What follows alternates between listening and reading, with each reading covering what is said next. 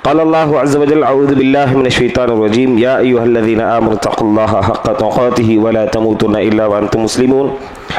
يا أيها الناس اتقوا ربكم الذي خلقكم من نفس واحدة وخلق منها زوجها وبث منهما رجالا كثيرا ونساء واتقوا الله الذي تساءلون به والأرحام إن الله كان عليكم رقيبا. وقال تعالى: كلا بل لا تكرمون اليتيم ولا تحاضون على طعام المسكين وتأكلون التراث أكلا لما وتحبون المال حبا جما. قال رسول الله صلى الله عليه وسلم: فإن خير الحديث كتاب الله وخير الهدى هدى محمد صلى الله عليه وسلم وشر الأمور محدثاتها وكل محدثة بدعة وكل بدعة ضلالة وكل ضلالة في النار. وقال عليه الصلاة والسلام حين يسأل عنه: أن عبني الله، قال رسول الله صلى الله عليه وسلم: اذهب في الدنيا يحبك الله وزهد فيما عند الناس يحبك الناس. رواه الجماعة.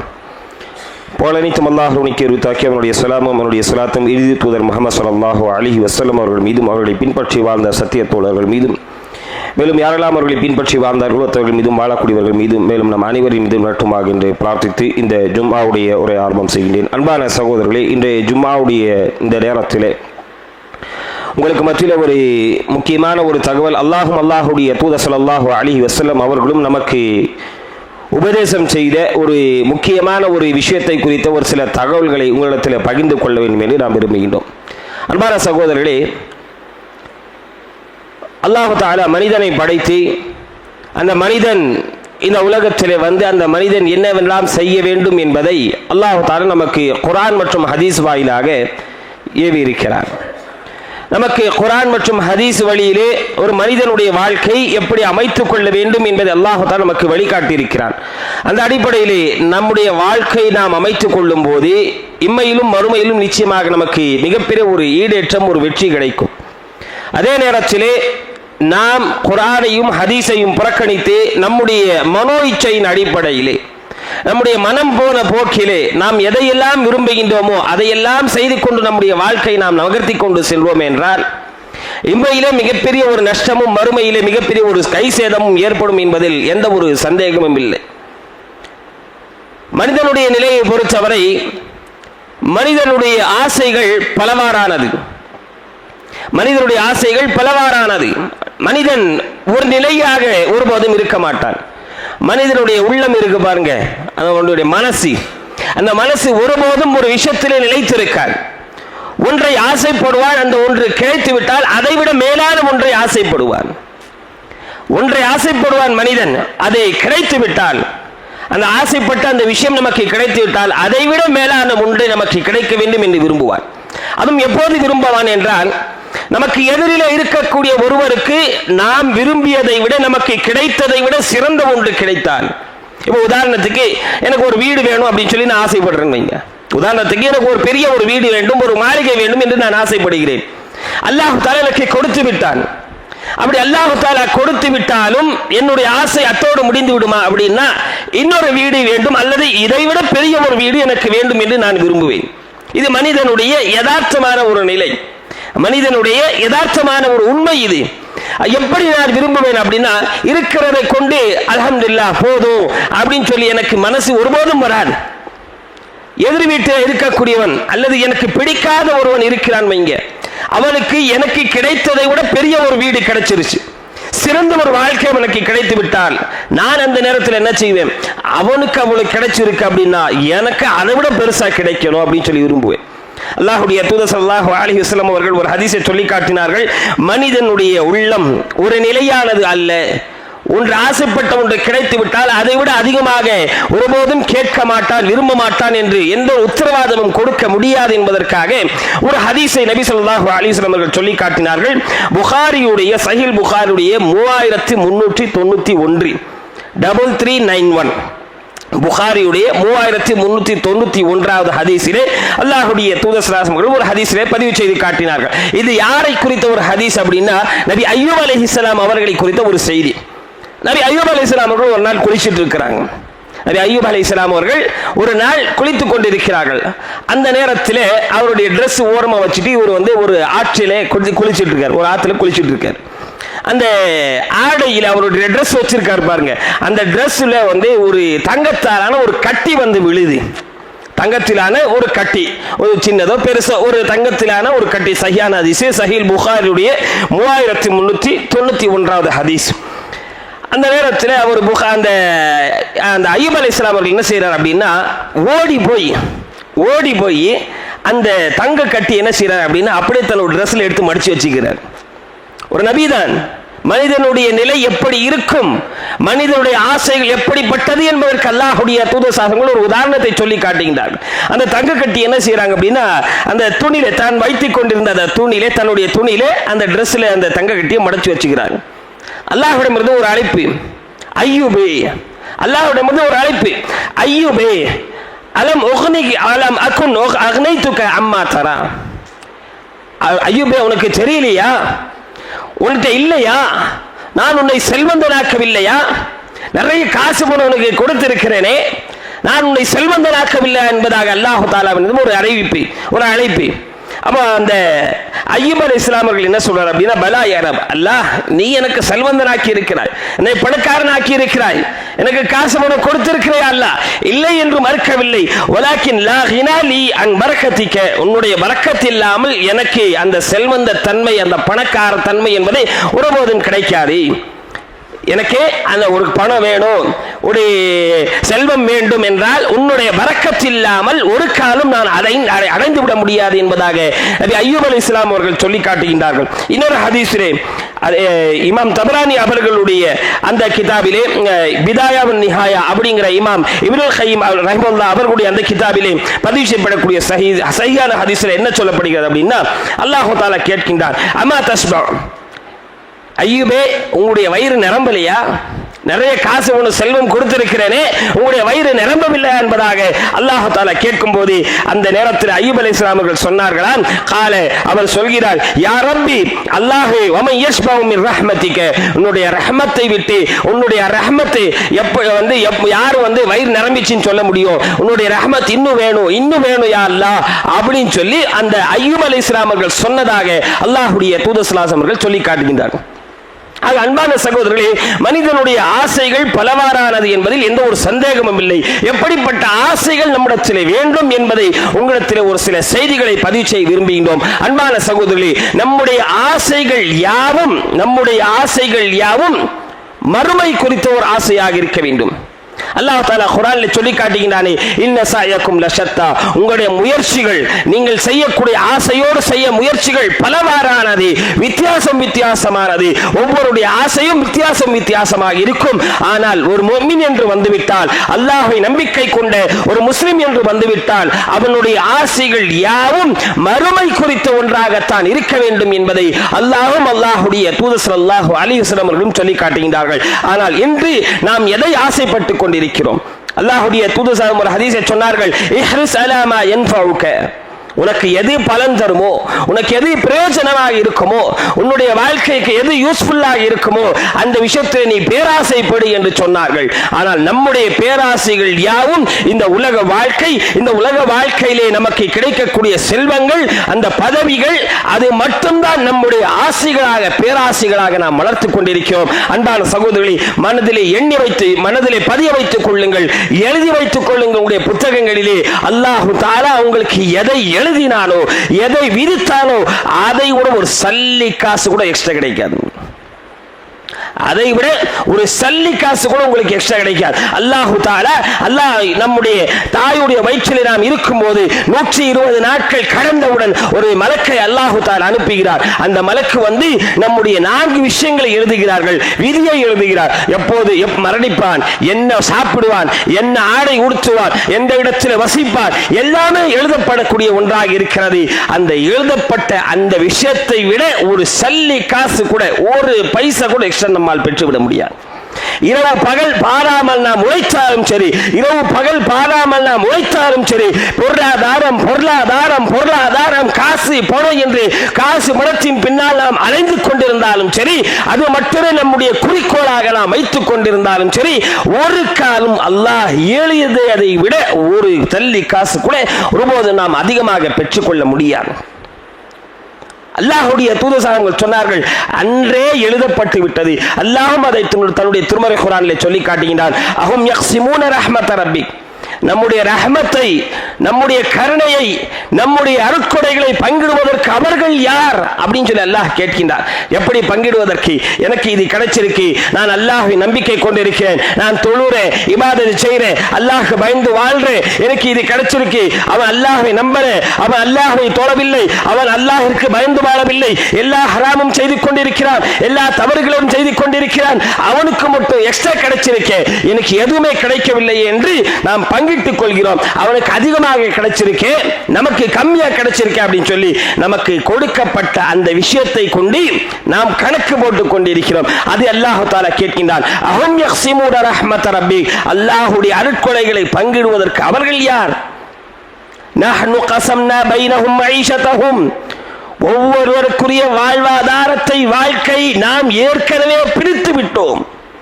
யாருக்கு என்ன கிடைக்கணும், என்ன வாகனம் யூஸ் பண்ணுவான், என்ன சாப்பிடுவான், எப்படிப்பட்ட ட்ரெஸ் போடுவான், எந்த வீட்டில் வசிப்பான், எந்த இடத்தில் வசிப்பான், ஏழையாக இருப்பானா அல்லது பணக்காரனாக இருப்பானா, மாடி வீட்டில் இருப்பானா அல்லது ஓட்டு வீட்டில் இருப்பானா அல்லது குடிசையில இருப்பானா, ஓலையில இருப்பானா, அல்லாஹ் ஏற்கனவே நமக்கு எழுதிவிட்டார். நஹ்னு கஸம்னா பைனஹும் மஈஷதஹும், ஒவ்வொருவருக்குரிய வாழ்க்கையை, அவர்களுக்குரிய பொருளாதாரத்தை, வாழ்வாதாரத்தை நாம் ஏற்கனவே முடிவு செய்து விட்டோம் என்பதாக அல்லாஹ் தஆலா தன்னுடைய திருமறை குர்ஆனிலே கூறியிருக்க. ஆனால் இன்று நம்முடைய ஆசைகள் எப்படி இருக்கிறது? அல்லாஹ் தஆலா கூறி காட்டுகிறானே, அல்ஹாகுமுத் தகாசுர் ஹத்தா ஸுருதுமுல் மகாபிர், காசு காசு காசு காசு போடும் என்று மனிதன் ஆசை அதிகமாக சென்று கொண்டிருக்கிறது. எதுவரை அவனுடைய ஆசை இருக்கிறது? ஹத்தா ஸுருதுமுல் மகாபிர், அந்த கபரை அடையும் வரை அவருடைய ஆசைகள் நீண்டு கொண்டே இருக்கிறது. கபரை அடையும் வரை அவருடைய ஆசைகள் பெரிதாக இருந்து கொண்டே இருக்கிறது என்பதாக அல்லாஹ் தஆலா குர்ஆனிலே கூறி காட்டுகின்றார். இன்னொரு வசனத்திலே எல்லாருக்கும் தெரிந்த வசனம் தான், இன்னஹு லிஹுப்பில் கைரி லஷதீத், அவன் காசு பணத்தை அதிகமாக விரும்புகிறான். காசு பணத்தை அதிகமாக அவன் விரும்பி கொண்டிருக்கிறான். விளைவு என்ன ஆகுது அப்படின்னா, இன்னைக்கு நம்முடைய ஆசைகள் பொருளாதாரத்தின் பின்னால் இந்த உலகத்தில் இருக்கும் போது பேசுவாங்க சில பேர், இருக்கிறது ஒரு வாழ்க்கைங்க, ஜாலியா சந்தோஷமா இருந்துட்டு போயிடலாம் அப்படிம்பாங்க. இருக்கிறதே ஒரு வாழ்க்கை, ஜாலியா சந்தோஷமா இருந்துட்டு போயிடலாம் அப்படின்னு சொல்லுவாங்க. நல்ல ஞாபகம் வச்சுக்கிறீங்க, அந்த ஜாலியா அந்த சந்தோஷமா இருக்கணும்னு விரும்பினீங்கன்னா மர்ம உங்களுக்கு நாசமா போயிடும்.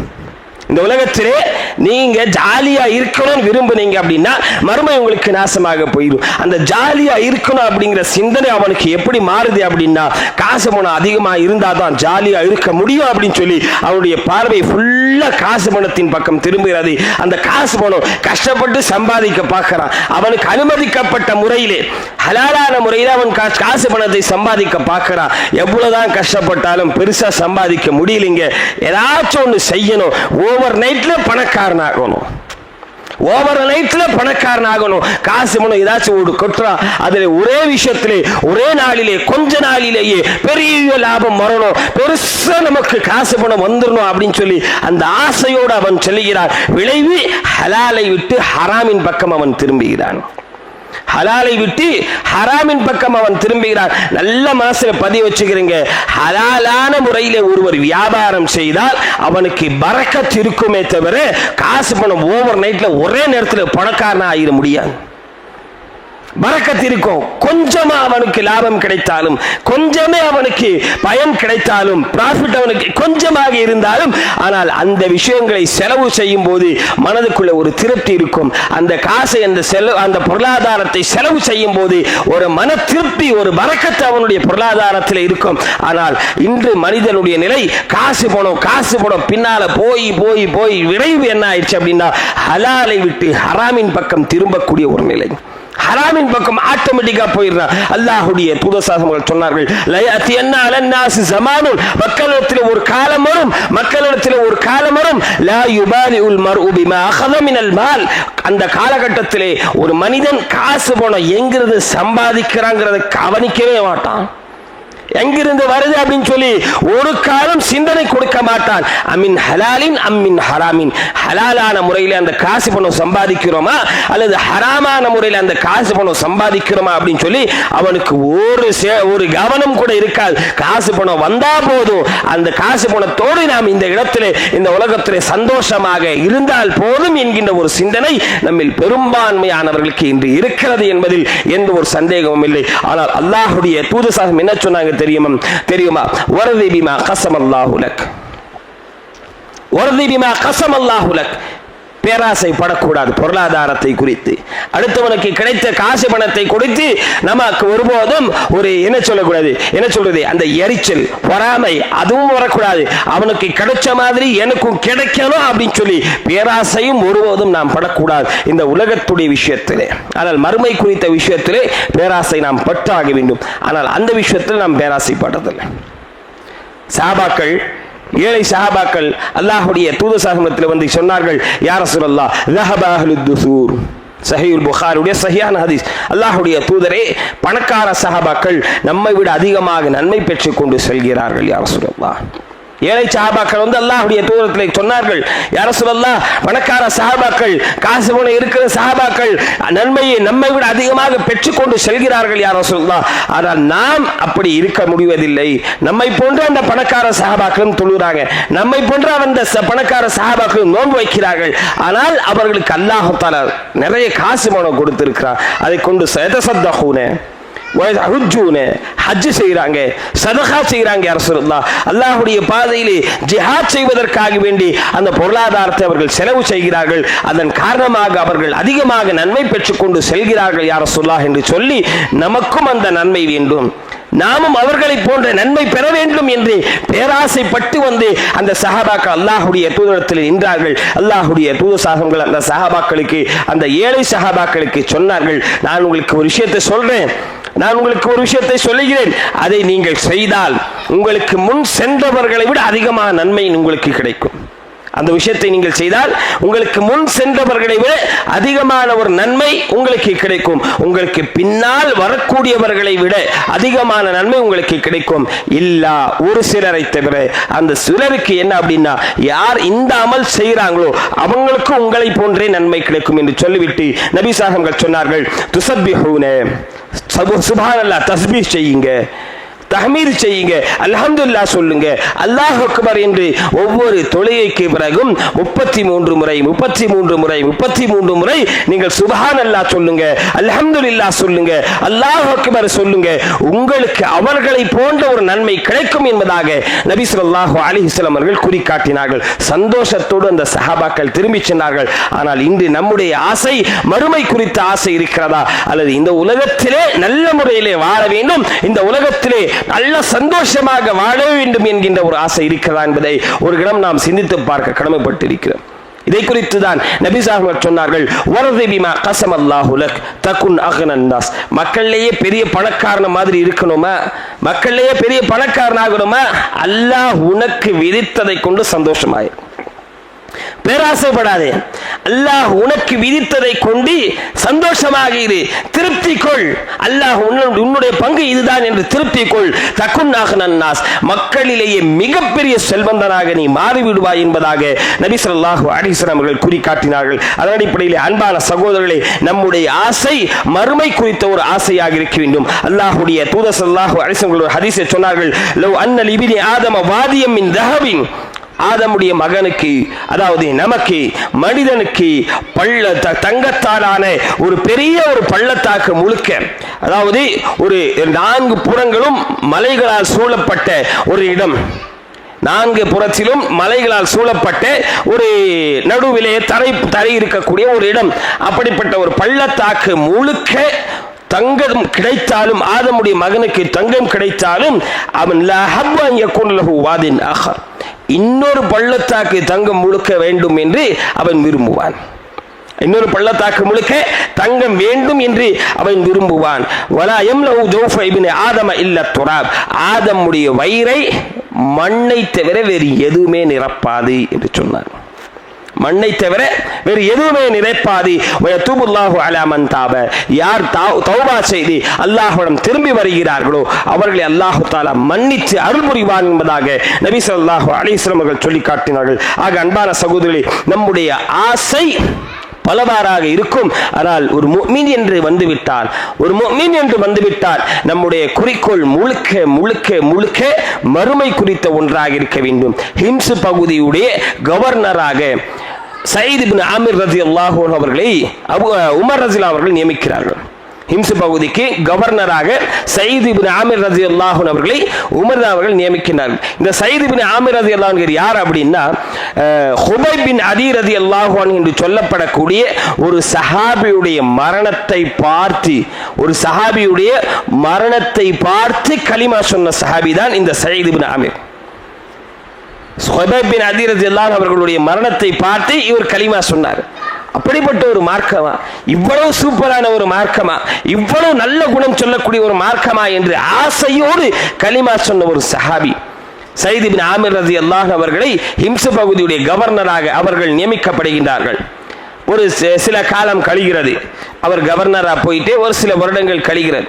அந்த ஹிம்ஸ் பகுதியிலிருந்து, அதாவது இன்று ஈராக்கில் இருக்கக்கூடிய ஒரு பகுதியாகும், இன்னைக்கு ஈராக்கில் இருக்க அந்த ஊர், ஹிம்ஸ் பகுதியிலிருந்து ஒரு சில மக்கள் உமர் அவர்களை சந்திப்பதற்காக வருகின்றார்.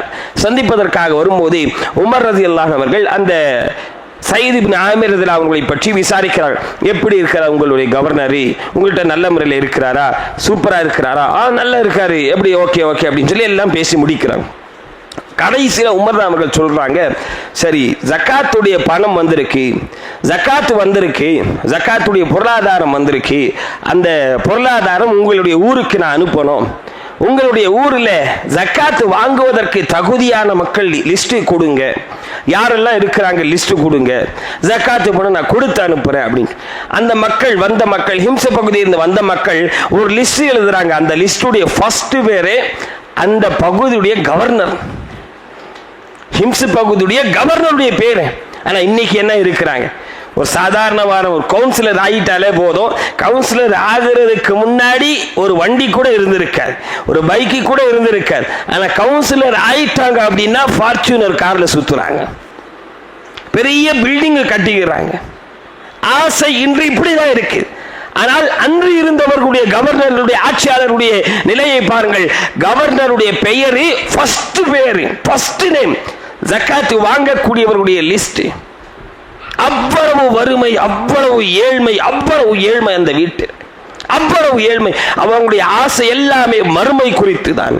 இன்னைக்கு நம்முடைய ஆசை முழுக்க இந்த உலகத்திலே சந்தோஷமா வாழ்ந்து, இந்த உலகத்திலே நிறைய காசு பணத்தோடு வாழ்ந்துடணும், மறுமை எப்படி பாழா போனாலும் பிரச்சனை கிடையாது, அந்த கவலையே நமக்கு கிடையாது. அப்ப அந்த லிஸ்டுடைய பேரை பார்த்துட்டு உமர் அவங்களுக்கு செம்ம ஷாக்கு. இவர் யாரு, சயீத் இப்னு ஆமிர் தான் உங்களுடைய கவர்னர் அப்படின்னு சொல்லி கேட்கிறாங்க. அவரேதான் அப்படின்னு சொல்லி அந்த மக்கள் சொன்ன உடனே அந்த மக்களிடத்திலே அந்த கவர்னருக்கு ஒரு 1000 தங்க காசுகள், 1000 தீனார்கள், அன்று நபி ஸல்லல்லாஹு காலகட்டத்திலே தீனார் என்பது தங்க காசுகள், திர்ஹம் என்பது வெள்ளி காசுகளாக பயன்படுத்தப்பட்டு வந்தது. அப்போ அந்த 1000 தங்க காசுகளை கொடுத்து, இது கொண்டு போய் உங்களுடைய கவர்னர்கிட்ட கொடுங்க, நான் கொடுத்தேன்னு சொல்லி கொடுங்க அப்படின்னு சொல்லி வந்த மக்களும் எடுத்துட்டு போறாங்க. ஹிம்ஸுக்கு போயிட்டு கவர்னர்கிட்ட கொடுக்கறாங்க. 1000 தங்க காசுகள் உங்களுக்கு உமர் அவர்கள் கொடுத்தார்கள். கையில காசு வாங்கின உடனே நாம அந்த இடத்துல இருந்திருந்தா, ஆஹா கிடைச்சதுரா, போதுரா, சந்தோஷம் அப்படின்னு சொல்லிட்டு எதையெல்லாம் விரும்புகிறோமோ இந்த உலகத்துக்கு எல்லாமே செஞ்சு முடிச்சிருவோம். அது வேணும், வீட்டுக்கு ஜாமான் வேணும், வீட்டுக்கு காய்கறி வேணும், வீட்டுக்கு மளிகை சாமான் வேணும், வண்டி வேணும், வண்டிக்கு அது வேணும், இது வேணும், டிவி வேணும், ஃப்ரிட்ஜ் வேணும், எல்லாமே பெருசா லிஸ்ட் போட்டு எந்த பொருளாதாரம் வந்துருச்சுன்னா ஃபர்ஸ்ட் வாங்கி முடிச்சிருவோம், எல்லாத்தையும் சேர்த்து முடிச்சிருவோம் நாம. ஆனால் அந்த சயீத் இப்னு ஆமிர் ரலியல்லாஹு அன்ஹு என்ன செஞ்சாங்க தெரியுமா? அழுறாங்க. என்னுடைய மறுமையை பாழ்படுத்துவதற்காக இந்த காசு பணம் வந்துருச்சு அப்படின்னு சொல்லி கவலையோடு ஒரு பயத்தோடு அழுகிறார்கள். எடுத்துட்டு மனைவிடத்தில் போறாங்க. அவங்களுடைய மனைவியை பாருங்க, அல்லாஹ் அருள் புரியட்டும், அவங்களுடைய மனைவி இவங்களை விட சூப்பர். இன்னைக்கு பெரும்பான்மையான ஆண்கள் ஆண்கள் இன்னைக்கு இருக்கக்கூடிய நிறைய ஆண்கள் தவறான வழியிலே பொருளாதாரம் ஈட்டுவதற்கு, தவறான வழியிலே ஹராமான வழியிலே பொருளாதாரம் ஈட்டுவதற்கு செல்வதற்கு முக்கிய காரணமே வீட்டில் இருக்கக்கூடிய பெண்கள் தான். சும்மாவே இருக்க மாட்டாங்க, நச்சரிச்சுக்கிட்டே இருப்பாங்க. அது வேணும், இது வேணும், இது வேணும், அந்த வீட்டில் எப்படி இருக்கு, இந்த வீட்டில் இப்படி இருக்கு, நீங்க என்ன செஞ்சீங்க, நீங்க எது செஞ்சீங்க, எதை வாங்கி கொடுத்தீங்க, எதை வாங்கிட்டு வரீங்க அப்படின்னு சொல்லி நச்சரிச்சு கொண்டே இருப்பார்கள் வீட்டில் இருக்கக்கூடிய பெண்கள். அதை பார்த்து பார்த்து வெறுத்து போன அந்த ஆம்பளை என்ன செய்வான் அப்படின்னா, இவங்களுக்கு இதுதான் வேணும் அப்படின்னு சொல்லி ஹராமான முறையில் ஆச்சு போய் காசு பணம் சம்பாதிச்சுட்டு வந்துடணும் அப்படின்னு சொல்லி கொண்டு போய் வந்து கொடுத்துருவான். அப்படிதான் போச்சு. சில இப்போ கூட இருக்குன்னு நினைக்கிறேன். நம்முடைய பகுதியில் பில்லிங் பிஸ்னஸ் அப்படின்னு சொல்லி பசங்க பண்ணுறாங்க அப்படின்னு சொல்லி கேள்விப்பட்டோம். என்ன பிஸ்னஸ் எப்படி பண்ணுறாங்க இதுவரைக்கும் நமக்கு தெரியலை. ஆனால் யாரெல்லாம் வெறும் சைக்கிள் வச்சுட்டு ஓட்டிட்டு இருந்தாரோ, என் கண்கூடாக நான் பார்த்திருக்கிறேன். சைக்கிள் வச்சுட்டு ஓட்டிட்டு இருந்தானோ, அதுவும் ஓட்டை சைக்கிள் வச்சுட்டு ஓட்டிட்டு இருந்தானோ, இன்னைக்கு 2 கார் வச்சிருக்கிறான். வாடகை வீட்டிலே வசித்துக் கொண்டு வாடகை கொடுப்பதற்கு முடியாமல் வெறும் 1500 ரூபாய் தான் அன்னைக்கு வாடகை அவங்க கொடுக்கிறது. அதை கொடுக்க முடியாமல் இருந்தவர்கள் இன்று எப்படி இருக்கிறாங்க அப்படின்னா, 4 வீட்டை கட்டி 4 வீட்டையும் வாடகை விட்டிருக்கிறாங்க. 2 வருடத்திற்கு முன்பு அவர்களுக்கு என்று சொந்தமாக இடம் இல்லை, சொந்தமாக வாகனம் இல்லை. ஆனால் இன்று 4-5 வீடுகள், பெரிய பெரிய வாகனங்கள், பெரிய பெரிய கார் வச்சிருக்கிறாங்க, பெரிய பெரிய பைக் வச்சிருக்கிறாங்க, லட்சக்கணக்கிலான பைக் வச்சிருக்கிறாங்க. சுத்துறாங்க காசு, வெறும் காசிலே அவர்கள் மூழ்கி இருக்கிறார்கள். ஆனால் அந்த சயீத் பின் ஆமிர் அவங்களுடைய வாழ்க்கையை புரட்டி பாருங்கள். அவங்களுடைய மனைவிடத்தில் கொண்டு போய் அந்த காசை கொடுக்குறாங்க. மனைவி சொல்றாங்க, ஏங்க அழுறீங்க, அழுறத நிப்பாட்டுங்க, கவலைப்படாதீங்க, கொண்டு போய் சதகா பண்ணுங்க, அல்லாஹ் நமக்கு மறுமையில கொடுப்பான் அப்படின்னா. வந்த 1000 தீனார் தங்க காசுகளையும் என்ன செய்யறாங்க, கொண்டு போய் அல்லாஹுடைய பாதையிலே முழுக்க சதகா கொடுக்கிறாங்க. மறுமையிலே எனக்கு கிடைத்தால் போதும், மறுமையிலே சிறந்த முறையில் அவர்கள் இருக்க வேண்டும் என்கின்ற ஒற்றை நோக்கம்தான் அந்த சஹாபாக்களிடத்தில் இருந்தது. ஆயிஷா ரலியல்லாஹு அன்ஹா உமருடைய ஆட்சி காலகட்டத்தில் அவர்களுக்கு மதீனாவிலேயே மிகப்பெரிய ஒரு தோட்டம் அவர்களுடைய கையிலே வருகிறது. ஆயிஷா ரலியல்லாஹு அன்ஹா அவர்களுக்கு, அதாவது போர்க்களத்திலே ஜெயிக்கப்பட்ட ஒரு தோட்டம் அவர்களுக்கு வருகிறது. மதீனாவில் இருக்கக்கூடியவர்களிடத்தில் இருக்கிற சொத்துலே பெரிய இடம், பெரிய நிலம், பேரிச்ச மரங்கள், அதிகமான பேரிச்ச மரங்கள் இருக்கக்கூடிய ஒரு தோட்டம் ஆயிஷாவுடைய கைக்கு வருகிறது. அதாவது ஹும்ஸ் அப்படின்னு சொல்லி சொல்லுவாங்க. போரிலே கிடைக்கப்படக்கூடிய வெற்றி பொருட்கள் 5 பகுதிகளாக பிரிக்கப்படும். முதலாவது பகுதி அல்லாஹுக்கும் அல்லாஹுடைய தூதருக்கும் என்று அல்லாஹுடைய தூதரத்திலே கொடுக்கப்படும். அதை அவர்கள் விரும்பிய முறைப்படி செலவு பண்ணலாம். அவங்களுடைய லைஃப்க்கு யூஸ் பண்ணிக்கலாம், சதகா செய்யலாம், பைத்துல் மால்ல ஒப்படைச்சலாம், எது வேணா செய்யலாம். அது அவங்களுடைய விருப்பத்திற்கு உட்பட்டு. நபி ஸல்லல்லாஹு மரணத்திற்கு பிறகு அந்த முதலாவது பகுதி, போரில் கிடைக்கப்படக்கூடிய அந்த வெற்றி பொருட்களுடைய முதலாவது பகுதி அல்லாஹுக்கும் அல்லாஹுடைய தூதருக்கும் ஒதுக்கப்படும் இல்லையா, நபி ஸல்லல்லாஹு மனைவிமார்களுக்கு கொடுக்கப்பட்டு வந்தது. அப்போ எல்லா மனைவிமார்களுக்கும் பிரித்து கொடுக்கப்படும். அப்படி பிரித்து கொடுக்கப்பட்ட இடத்திலே ஆயிஷா ரலியல்லாஹு அன்ஹா அவர்களுக்கு மிகப்பெரிய ஒரு தோட்டம் கிடைக்கிறது. அந்த தோட்டத்திலே பேரிச்சம்பழங்கள் அறுவடை செய்யப்பட்டு, விளைச்சலில் செய்து அறுவடை செய்யப்பட்டு விற்பனைக்கு வருகிறது. விற்பனை செய்யப்பட்ட பேரிச்சம்பழங்களுடைய எண்ணிக்கை, அந்த மதிப்பு எவ்வளவு காசுக்கு விற்கிறாங்க அப்படின்னா 1,00,000 தீனார்கள். எவ்வளவு விற்கிறாங்க? அவ்வளோ பேரிச்சம்பழம் 1,00,000 தீனார்கள், 1,00,000 தங்க காசு அளவுக்கு விற்கிறாங்க. அவ்வளவு அதிகம் அந்த காலகட்டத்தில். அவ்வளோ பெரிய தோட்டம் ஆயிஷா ரலியல்லாஹு அன்ஹா அவர்களுக்கு சொந்தமானது. லுஹர் தொழுகை நேரத்திலே அந்த காசு வருகிறது. அசர் தொழுகை நேரத்திலே 1 காசு கூட கிடையாது. 1 தீனார் கூட ஆயிஷா ரலியல்லாஹு அன்ஹா அவர்களிடத்தில் இல்லை. என்ன செய்யறாங்க? வந்த எல்லாவற்றையும் அல்லாஹ்வுடைய பாதையிலே சதகா கொடுக்கறாங்க. எல்லாமே காலி ஆயிடுச்சு. அவங்களுடைய வேலைக்கார பெண்மணி வந்து சொல்றாங்க, ஒரு 1/2 தீனார் எடுத்து வச்சிருந்தா நல்லா இருந்திருக்குமே. ரொட்டி இருக்கு, நோன்பு திறக்கிறதுக்கு ரொட்டி இருக்கு, சாலம் எதுவும் இல்லை, அதனால கொஞ்சம் சால்னா வைக்கிறதுக்கு, குழம்பு வைக்கிறதுக்கு ஒரு 1/2 தீனார் எடுத்து வச்சிருந்தா நல்லா இருந்திருக்குமே அப்படின்னு சொல்லி ஆயிஷா ரலியல்லாஹு அன்ஹா அவர்களுக்கு சொல்லப்படுகிறது. யோசிச்சு பாருங்க, வீட்டில் என்ன இருக்கு சாப்பிடுறதுக்கு, என்ன இல்லை சாப்பிடுறதுக்கு, எந்த கவலையும் கிடையாது. எல்லாமே அல்லாஹுடைய பாதையிலே சதகா செய்து மறுமையிலே நான் நல்ல முறையில் இருக்க வேண்டும் என்கின்ற ஒற்றை ஆசைதான் அந்த சஹாபாக்களிடத்திலே. ஆனால் இன்று நாம் இருப்பதை கொண்டு சந்தோஷமாக இருக்க வேண்டும். அல்லாஹ் நமக்கு கொடுப்பதை கொண்டு திருப்தி அடைய வேண்டும். பேராசை ஒருபோதும் நம்மிடத்திலே வரக்கூடாது. பேராசை நம்மிடத்திலே வரும்போது ஹராமான பொருளாதாரம் ரொம்ப ஈஸியா கையில வரும். பேராசை நம்மிடத்திலே வரும்போது ஹராமான பொருளாதாரம் நிச்சயமாக நம்மிடத்தில் ரொம்ப சீக்கிரமா வந்துவிடும். அடுத்தவர்களுக்கு கிடைத்த செல்வங்களை பார்த்து ஒருபோதும் பேராசைப்படாதீங்க. அடுத்தவர்களுக்கு கிடைத்த செல்வங்களை பார்த்து ஐயையோ அவனுக்கு கிடைச்சிருச்சு எனக்கு கிடைக்கல அப்படின்னு சொல்லி ஒருபோதும் வெறுப்படையாதீர்கள். அல்லாஹ் எனக்கு கொடுத்திருக்கிறான், அல்ஹம்துலில்லாஹ், ரொம்ப நல்ல மனசுல பதிய வச்சுக்கிறீங்க. இந்த உலகத்தில் எவ்வளவு காசு போனோம் கம்மியா வச்சுட்டு வாழ்றோமோ, எவ்வளவு பேராசை இல்லாமல் வாழ்கிறோமோ, மறுமையிலே அவ்வளவு சீக்கிரமா சொர்க்கத்துக்கு போக முடியும். அவ்வளவு சீக்கிரமா சொர்க்கத்துக்கு போக முடியும். இந்த உலகத்திலே ரொம்ப காசு பணம் பின்னாடி அலைஞ்சோனா மறுமையிலே சிரமத்தோடு தான் நம்முடைய நிலை இருக்கும் என்பதை கவனத்திலே கொள்ளுங்கள். அல்லாஹு தஆலா நம் அனைவருக்கும் பேராசை எதிலே இருக்க வேண்டுமோ அந்த விஷயத்திலே பேராசையோடு, மறுமை குறித்த விஷயத்திலே பேராசையோடு வாழ்ந்து மரணிப்பதற்கு அருள் புரிவானாக. வாஹிரு தஅவானா அல்ஹம்துலில்லாஹி ரப்பில் ஆலமீன்.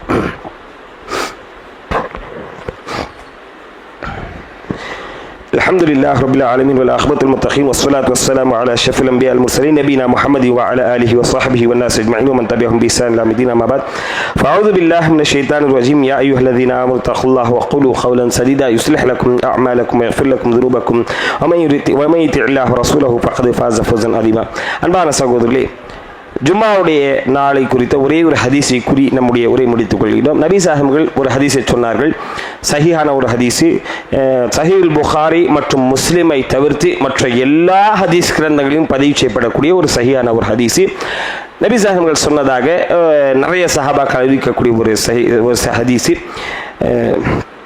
மன் கஸ்ஸல யௌமல் ஜும்அத்தி வகத்தஸல, யார் ஜும்மாவுடைய நாள் என்று முழுமையாக குளித்து, இன்னொரு ஹதீஸ்ல தலை உள்பட, அதாவது கடமையான குளிப்பு குளிக்கிற மாதிரி ஜுனுபு ஆயிட்டா எப்படி கடமையான குளிப்பு குளிப்போமோ அந்த மாதிரி கடமையான குளிப்பை போன்று தலை உள்பட எல்லாமே குளித்து முழுமையாக குளித்து, சும்ம பக்கர வபு தக்கர, பள்ளிவாசலுக்கு சீக்கிரமாக மஸ்ஜிதுக்கு சீக்கிரமாக வருகிறார்கள். வயம்ஷி வலம் ஏற்க, நடந்து வரணும், வாகனத்தில் வரக்கூடாது, வண்டியில் வராமல் நடந்து வர வேண்டும். வயம்ஷி வலம் ஏற்க வதனாமினல் இமாம், இமாமை நெருங்கி ரொம்ப தூரமாக உட்காராம இமாமுக்கு பக்கத்தில் சஃபு, முதல் சஃபு, ரெண்டாவது சஃப், முதல் சஃப் முடிச்சு ஃபினிஷ் ஆச்சுன்னா ரெண்டாவது சஃபு அப்படின்னு சொல்லி சஃபு இமாமுக்கு நெருங்கி, வதனாமினல் இமாம், இமாமுக்கு நெருங்கி அமர்ந்து, வயஸ்மஉ, அமைதியாக பயான் கேட்குறாங்களோ. அமைதியாக பயான் கேட்கறது அப்படின்னா வீணான எந்த ஒரு காரியத்தையும் அமைதியாக பயான் கேட்கறது அப்படின்னா உங்களுக்கு பிடிச்சாலும் சரி, உங்களுக்கு அந்த பயான் பிடிக்கலனாலும் சரி, உங்களுக்கு அந்த பயான் பிடிச்சாலும் சரி பிடிக்கலனாலும் சரி, வலம் எல்கு, எந்த ஒரு வீணான காரியத்திலும் ஈடுபடாமல் குச்சியை நோண்டுறது, அந்த இடத்துல ஏதாச்சும் செய்கிறது, பசங்க விளையாடுற பசங்களை அமைதியாக இருன்னு சொல்கிறது. பசங்கன்னா விளையாடத்தான் செய்வாங்க, நீங்கள் அந்த பசங்களை அமைதியாக இருங்கன்னு சொல்லி உங்களே சும்மா வேஸ்ட் பண்ணிக்காதீங்க.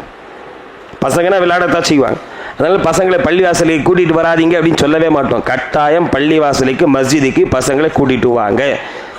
அவங்க அப்படி கூட்டிகிட்டு வந்தால் தான் பசங்க நாளை பள்ளிவாசலோடு மஸ்ஜிதோடு அவங்களுடைய லிங்க் இருக்கும், இல்லைன்னா மொத்தமாக அருந்து போயிடும். வலம் எல்கு, எந்த ஒரு வீணான காரியத்திலும் ஈடுபடாமல் அதன் பிறகு இமாமோடு சேர்ந்து 2 ரக்காத்துகளை யார் தொழுதுட்டு போகிறாங்களோ, கானலஹு பிகுல்லி ஹுத்வத்தின் யஹ்துஹா மின் பைத்திஹி இலல் மஸ்ஜித், இன்னொரு ஹதீஸ் மினல் மஸ்ஜித் இலல் பைத் அப்படின்னு சொல்லி இருக்கிறது. அதாவது 2 விதமாக ஹதீஸ்கள் இருக்கிறது. அவர் பள்ளி வாசலுக்கு வீட்டிலிருந்து எடுத்து வைக்கக்கூடிய ஒவ்வொரு காலுக்கும் ஒவ்வொரு முறை கால் எடுத்து வைப்பதற்கும் என்று ஒரு ஹதீஸிலும், இன்னொரு ஹதீஸில் திரும்ப வீட்டுக்கு செல்லும் முறை, வண்டியில் வந்தால் இந்த நன்மை கிடைக்காது, நடந்து வரணும், அது கண்டிஷன், நடந்து வரணும். வண்டியில் வந்தால் இந்த நன்மை கிடைக்காது.